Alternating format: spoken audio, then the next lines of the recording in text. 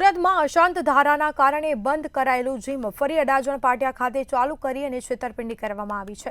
વાર્ષિક 10 લાખના નફાની લાલચ આપી લાલગેટના ચાંદીવાલા દંપતીએ રાંદેરના કાપડિયા દંપતી પાસે રોકાણ પેટે 15 લાખ પડાવી લીધા અને બાદમાં નફો કે રોકાણની રકમ નહીં ચૂકવી જીમનો અડધો સામાન જાણ બહાર સગેવગે કર્યો છે તેમજ સંપર્ક કાપી હાથ ઊંચા કરી દેવામાં આવ્યા, જેના પગલે રાંદેર પોલીસ સ્ટેશનમાં ચાંદીવાલા દંપતી વિરુદ્ધ ફરિયાદ નોંધી કાયદેસરની કાર્યવાહી હાથ ધરી છે।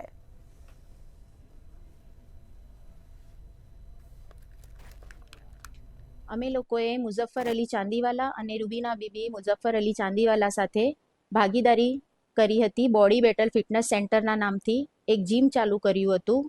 એના અંદર એ લોકોએ 6 મહિના થઈ ગયા આ ચાલુ થવાને, આજ સુધી અમને લોકોને કોઈ પણ જાતનો હિસાબ આપ્યો નથી અને અમારા સાથે છેતરપિંડી કરી છે।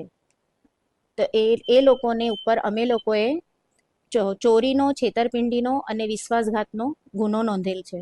આ જીમ ચાલુ કર્યા પછી અમે લોકોને ડીડ બનાવવાનું કહેતા એ લોકોએ ડીડ બનાવવામાં ઘણું ટાઈમ નીકાળી નાખ્યું। બેંક એકાઉન્ટ અમે કીધું કે બેંક એકાઉન્ટમાં સહિયારો એકાઉન્ટ બનાવો અને સહિયારા એકાઉન્ટની અંદર તમે પૈસા નાખો, તો એ લોકોએ પોતાના પર્સનલ એકાઉન્ટમાં જ બધા પૈસા નાખેલા છે। અને એના સિવાય અમે આ નક્કી કરેલું હતું કે 3 મહિને હિસાબ થશે, 3 મહિનાની અંદર જે હિસાબ થશે તે હિસાબ પ્રમાણે આપણે વહેંચણી કરીશું।